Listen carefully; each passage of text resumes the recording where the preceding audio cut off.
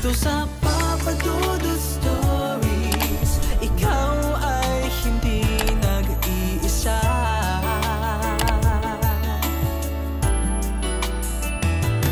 Dito sa Papa Dudut Stories, may nagmamahal sa'yo. Papa Dudut Stories. Papa Dudut Stories. Sa lahat po ng mga nakatutok ngayon, huwag pong kalimutan mag-like, mag-share at mag-subscribe. Maraming salamat po sa inyong lahat.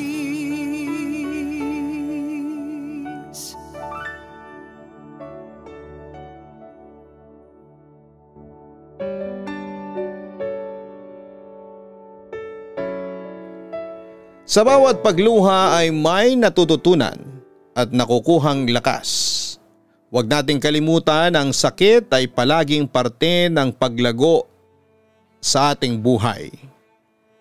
Dear Papa Dudut, ako nga pala si Ali, 39 years old from Tarlac.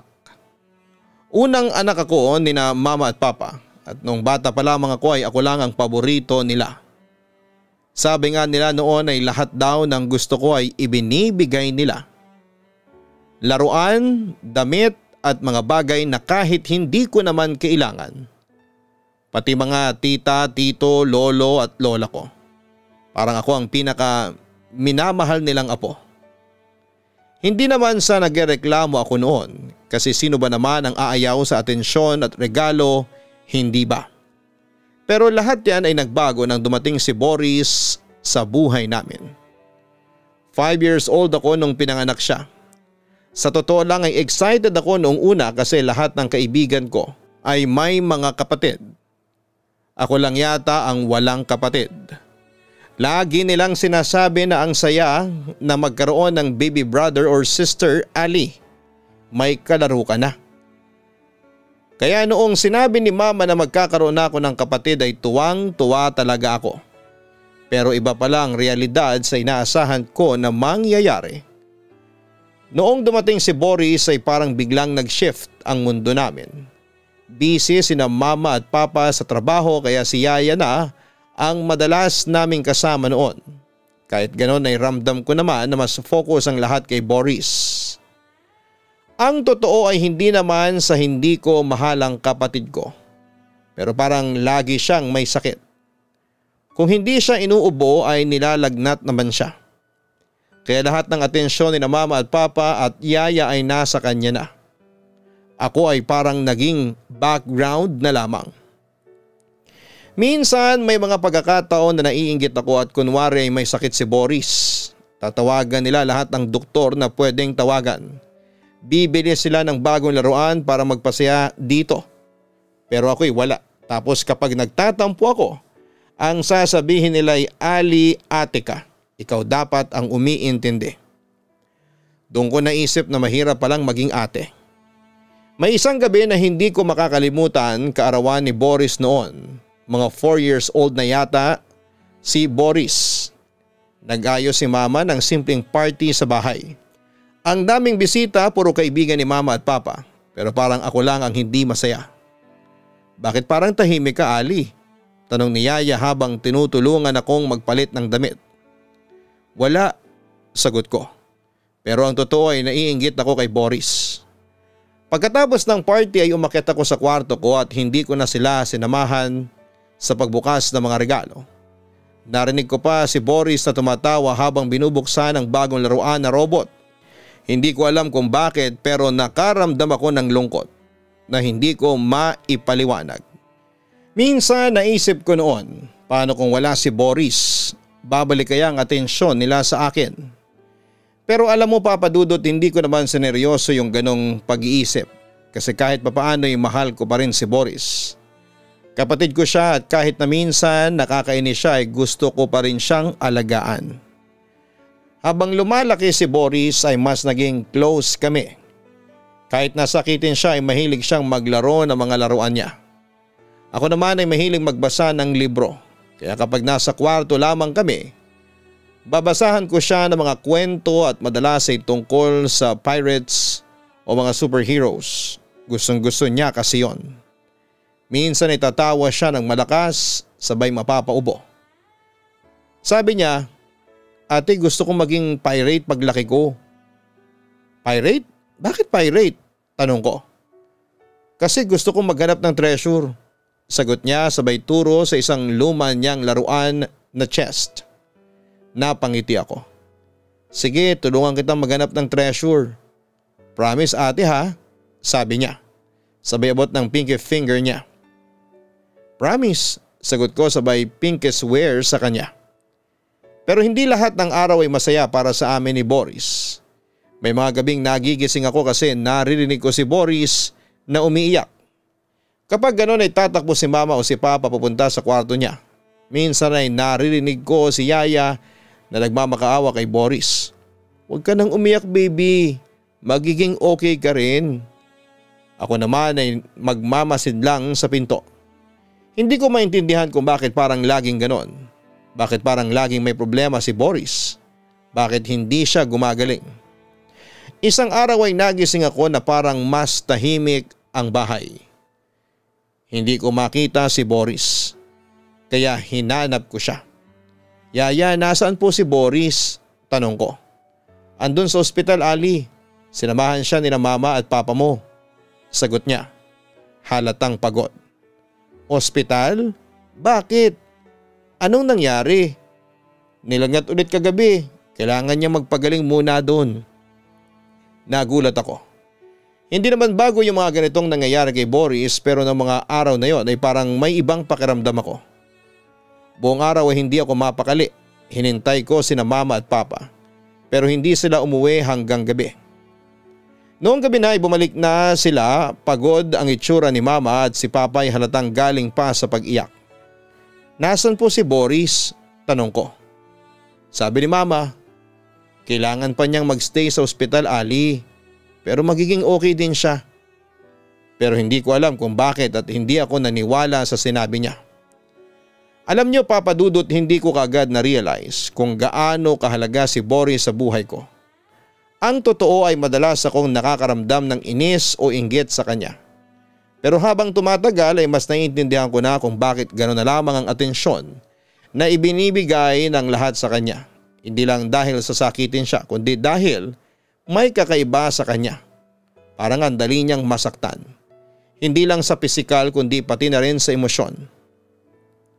Naalala ko pa noong pareho na kaming nag-aaral ay mas laging priority ng lahat si Boris.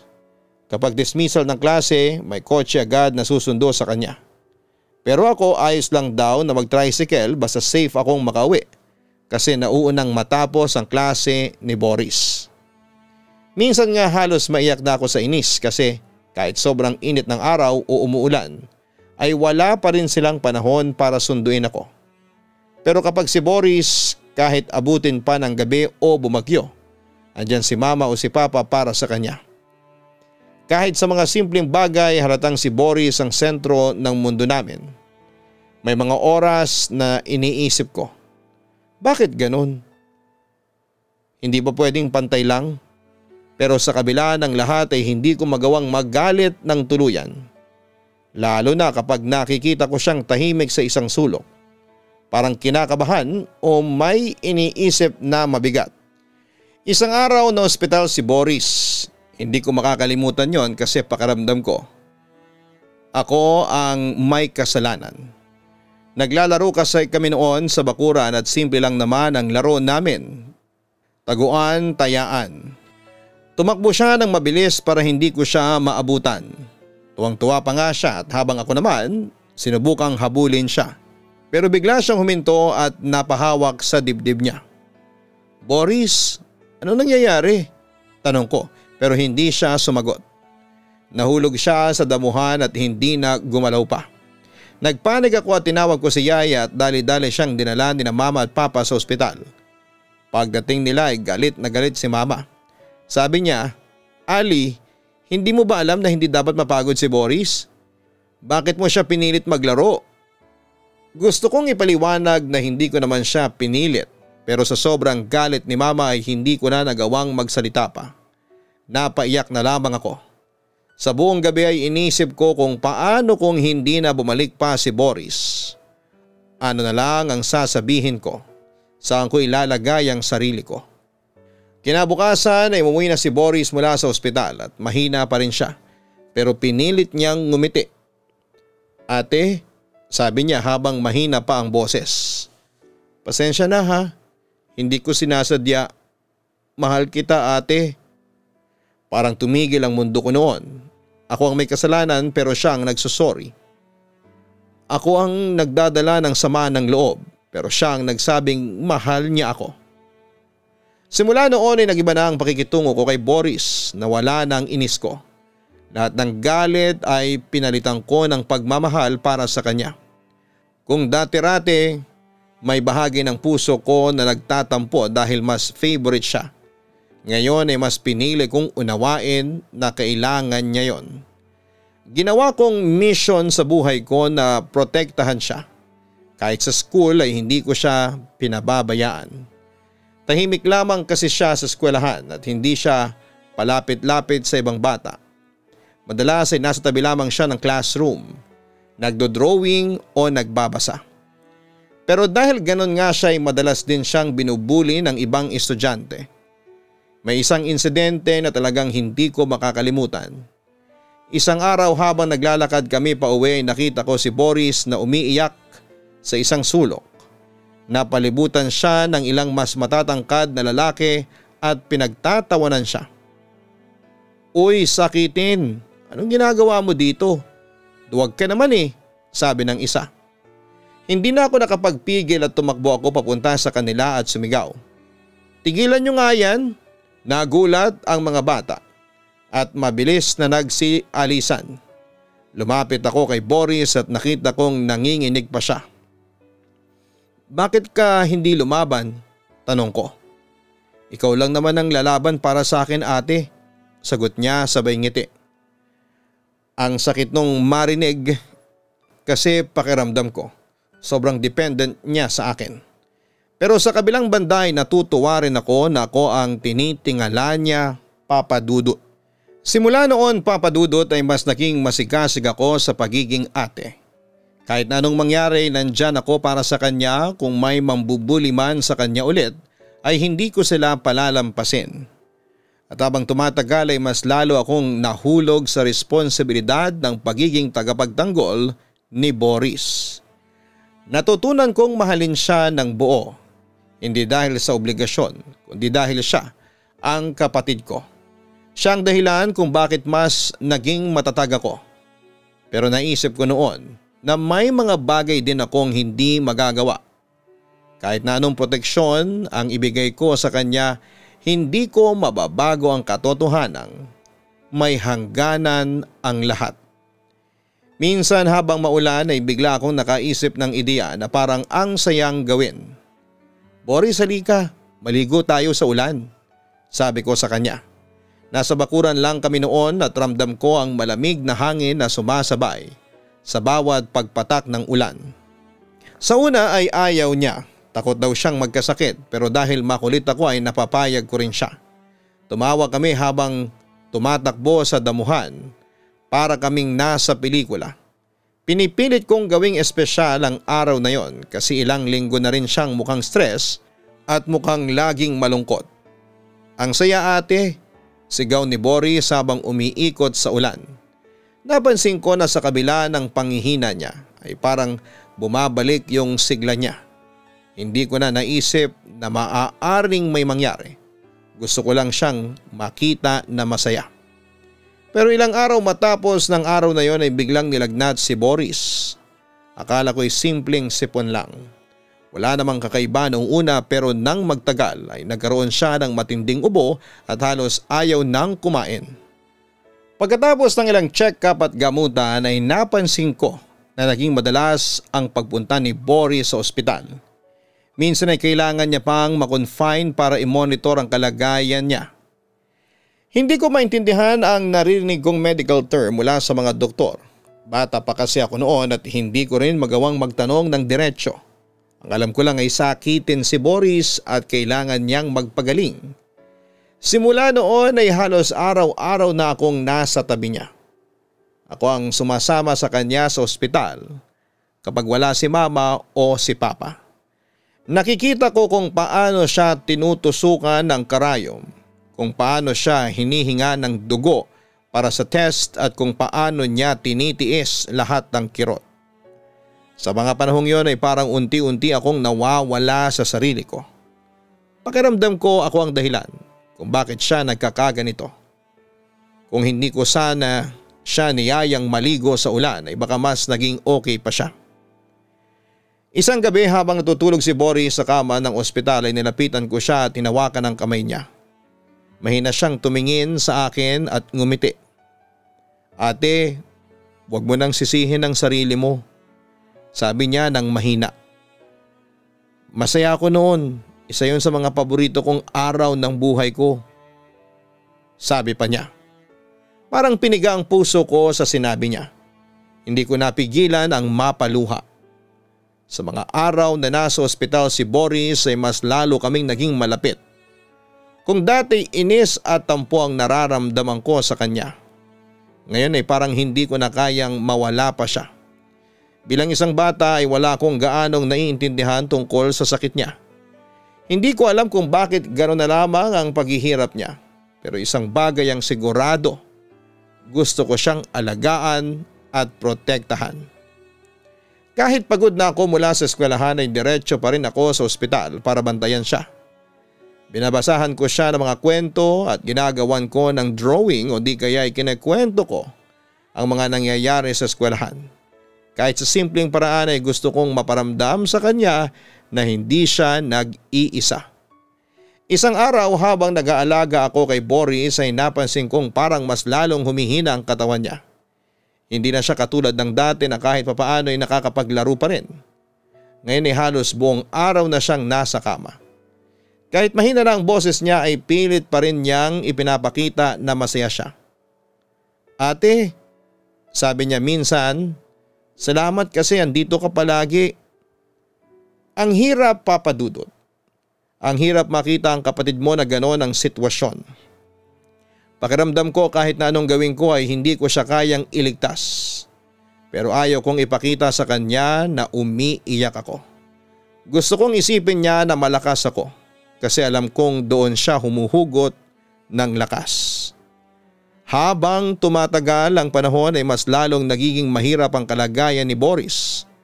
Palagi siyang nasa ospital. Kapag nasa bahay kami ay kailangan pa rin niyang uminom ng maraming gamot. Kung dati takot siya sa mga karayom, ngayon ay parang nasanay na siya.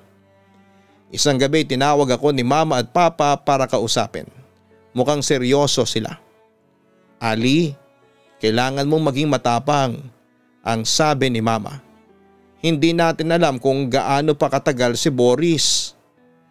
Ang bigat ng salitang yon, Papa Dudut. Parang hindi ko kayang tanggapin. Gusto kong sumigaw, magalit, magtanong kung bakit kailangang mangyari ito sa kapatid ko. Pero wala akong magawa kundi ang umiyak ng tahimik. Noong gabing yon ay pinilit kong maging normal ang lahat. Papa Dudut, inalala ko ang mga masasayang araw namin ni Boris.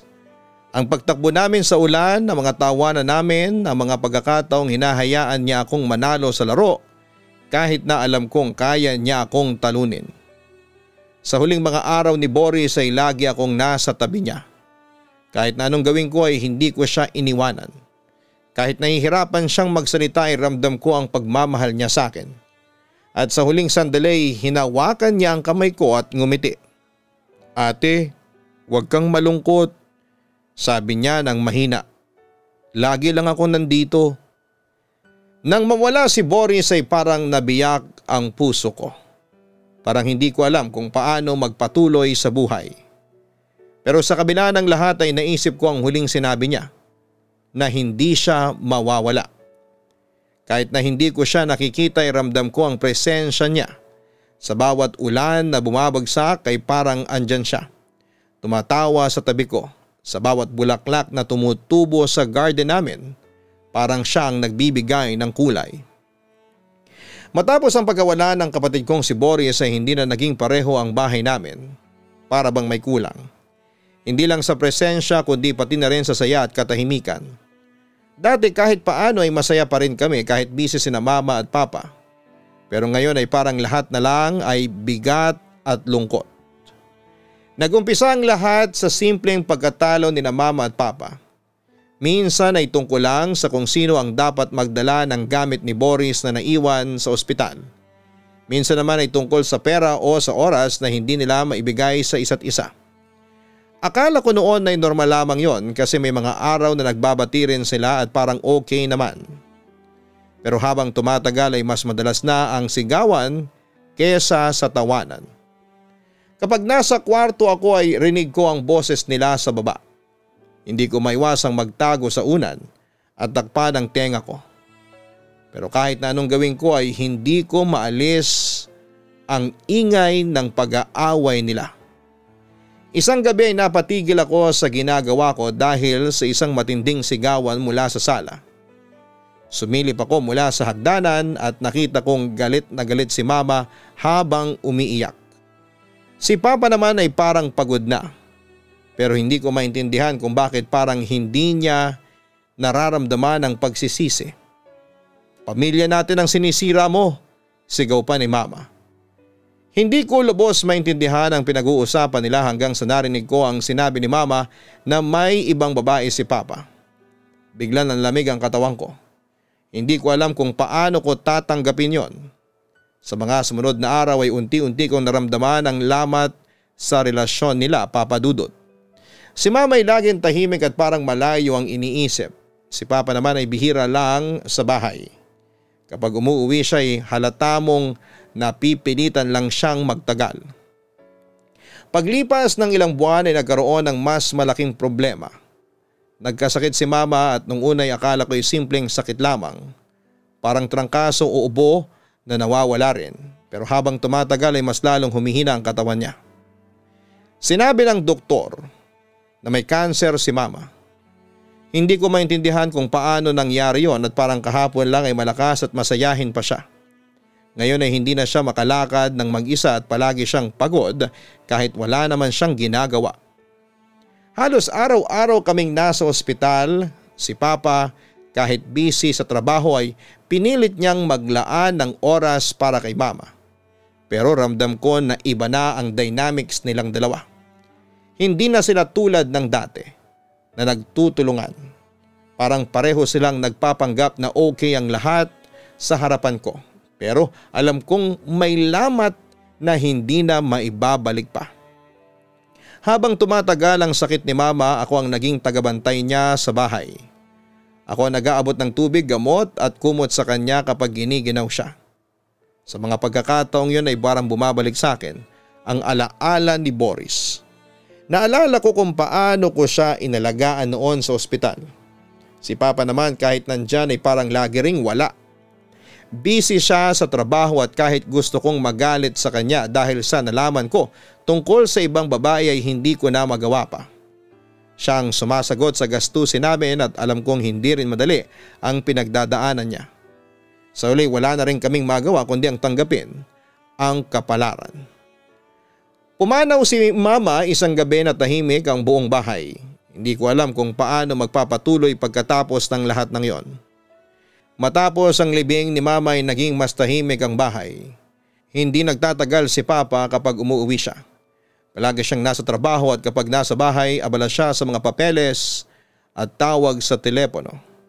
Ako naman ay natutong mag-isa. Ako ang naglilinis ng bahay, nagluluto ng pagkain at nag-aasikaso sa sarili ko dahil wala na akong yaya. Hindi ko maiwasang magtanong sa sarili ko na paano kung andito pa si Boris. Baka mas madali ang lahat. Baka hindi ko nararamdaman ang ganitong kalungkutan. Isang araw habang inaayos ko ang mga gamit ni mama ay napansin ko ang isang lumang album ng mga litrato. Binuksan ko yon at nakita ko ang masayang mga mukha namin noon. Si mama, si papa, si Boris at ako. Parang ibang pamilya ang nasa mga larawang yon. Masaya, buo at puno ng pagmamahal. Sa mga gabing mag-isa ako sa kwarto ay iniisip ko ang mga nangyayari. Napatanong ako sa sarili ko kung bakit kailangang magbago ang lahat. Parang sunod-sunod na trahedya ang nangyari sa amin. Hanggang sa dumating ang araw na pumanaw din si Papa dahil sa sakit sa puso. Bigla na lang at wala na akong pamilya. Pagkatapos ng libing ni Papa ay wala na akong natirang pamilya at sobrang tahimik ng buhay ko. Parang ang lahat ng ingay sa paligid ko ay nawala na. Nung una akala ko ay makakaya ko na magpatuloy pa rin sa buhay kahit na wala ng mga magulang at kapatid ko. Pero habang tumatagal ay napansin ko na parang may isang malaking buta sa aking dibdib. At kahit na anong gawin ko ay hindi ko ito mapupuno. Hindi ko alam kung paano magpatuloy sa buhay. Ang bahay na dati puno ng tawanan ngayon ay tahimik na. Parang mas malaki ang espasyo nito pero mas mabigat ang pakiramdam.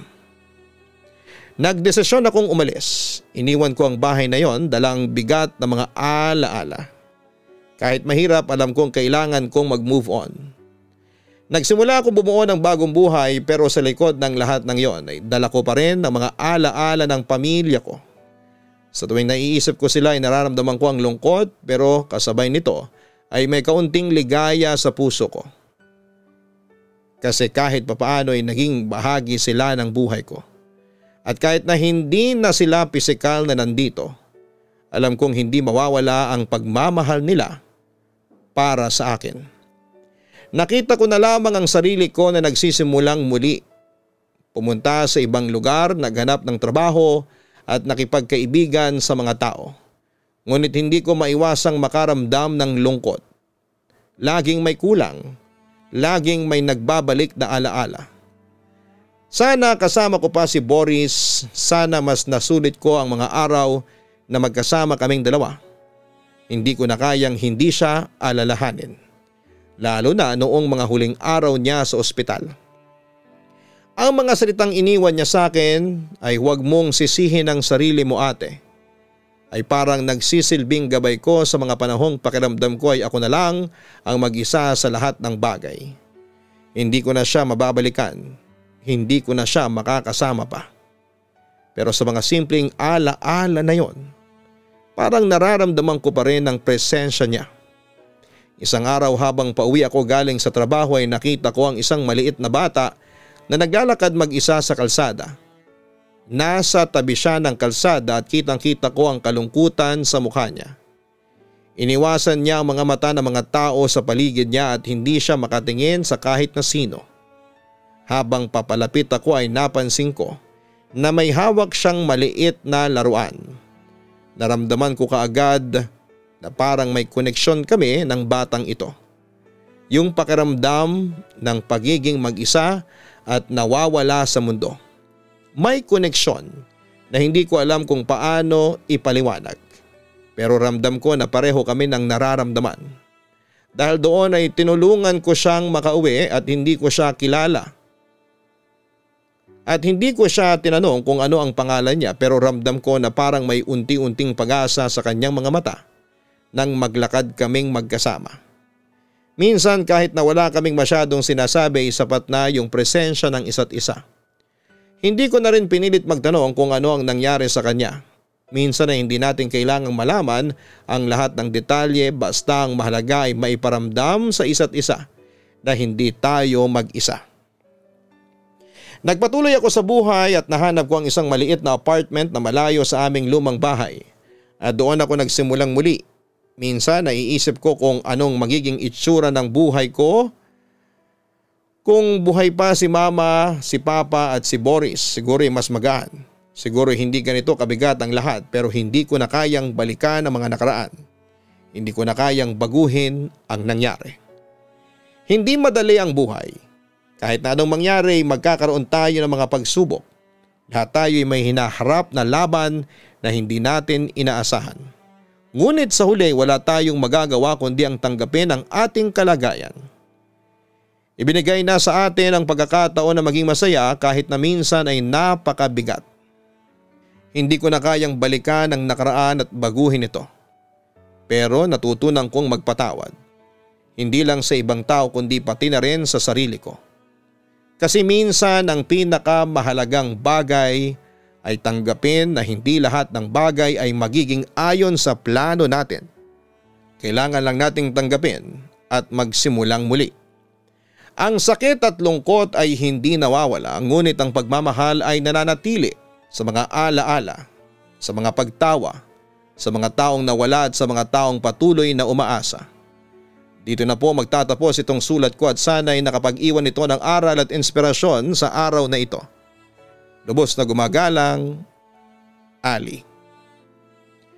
Alam ko kung gaano kabigat ang nararamdaman mo ngayon at okay lang na magluksa. Ang pagkawala ng mga mahal sa buhay, lalo na ang pamilya, ay nag-iiwan ng isang puwang na mahirap punan. Pero tandaan mo na ang pag-usad ay nangangailangan ng oras. Huwag mong pilitin ang sarili mong mag-move on kaagad. Payagan mong maramdaman ang sakit, ngunit bigyan mo rin ng espasyo ang magagandang alaala at ang pagmamahal na naiwan nila. Huwag mong gawing mali ang sarili mo. Minsan hindi natin makukuha ang mga sagot na hinahanap natin, pero natututo tayo ng mga aral na magpapalakas sa atin. Isang hakbang lang bawat araw, at kapag naramdaman mong nag-iisa ka, tandaan mong hindi ka talaga mag-iisa. May lakas ka para magpatuloy kahit sa mga araw na mahirap. Maging mabait ka sa sarili mo, Ali.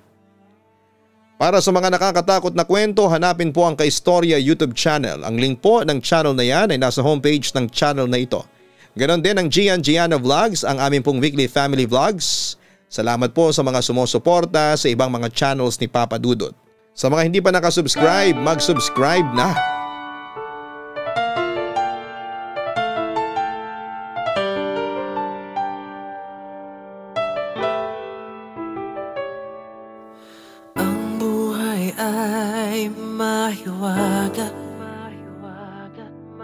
Laging may lungkot at saya sa Papa Dudut Stories. Laging may karamay ka.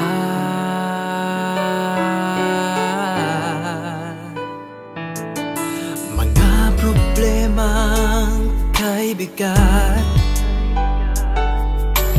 dito ay pakikinggan ka. Sa Papa Dudut Stories, kami ay iyong kasama. Dito sa Papa Dudut Stories, ikaw ay hindi nag-iisa.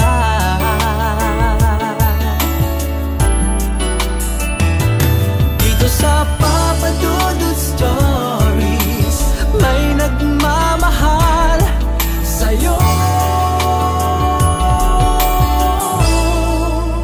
Papa Dudut Stories,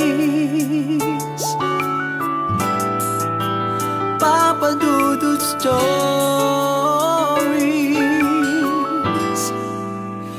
Papa Dudut Stories.